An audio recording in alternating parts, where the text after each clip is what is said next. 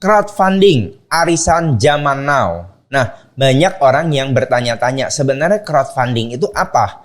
Nah, crowdfunding itu sangat sederhana. Kalian di sini mungkin pernah ikutan arisan atau orang tua kalian pernah ikutan arisan.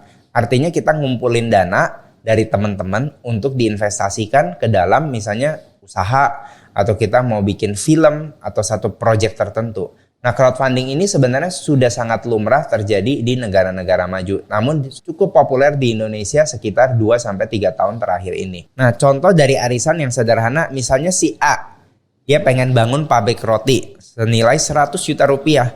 Nah, dia kumpulin tuh teman-temannya, keluarganya, orang-orang sekampungnya deh, 100 orang, satu orang 1 juta rupiah. Atau mungkin ada yang investasi 5 juta, 10 juta, pokoknya terkumpul uang 100 juta rupiah. Nah, 100 juta rupiah itu dikumpulkan untuk bangun pabrik roti dengan pembagian saham sebesar misalnya gampang 50-50. Si A sebagai yang jalanin dapat 50%, investor dapat 50%. Nah, ketika usaha itu untung, misalnya di tahun pertama sebesar 30 juta rupiah, maka 30 juta rupiah itu dibagi 50-50. 15 juta kepada si A sebagai yang menjalankan dan 15 juta kepada investor sebagai yang memberikan dana tersebut. Nah, kurang lebih itu konsep dari crowdfunding. Namun kali ini Koren akan bahas satu crowdfunding yang spesifik, yaitu SCF atau Securities Crowdfunding, yaitu platform yang bantu untuk mengumpulkan dana dari investor ke usaha UMKM. Kenapa UMKM? Karena securities crowdfunding ini dibatasin oleh OJK bahwa maksimal dana yang boleh dikumpulkan adalah sebesar 10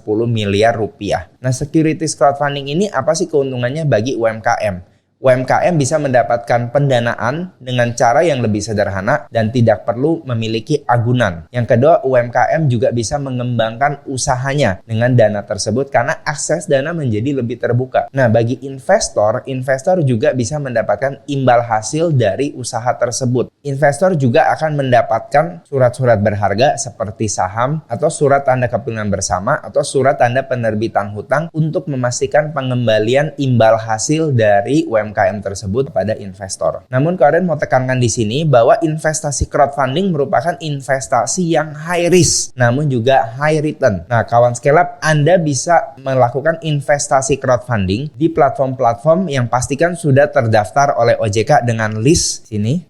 Namun pastikan Anda melakukan research Anda sendiri karena investasi crowdfunding merupakan investasi yang sekali lagi orang ingatkan investasi high risk tapi juga high return. Nah, semoga investasi crowdfunding ini bisa menghasilkan cuan bagi Anda para investor dan juga bisa mengembangkan bisnis di Indonesia karena sumber pendanaan menjadi lebih terbuka. Sekian dari Karwin, salam.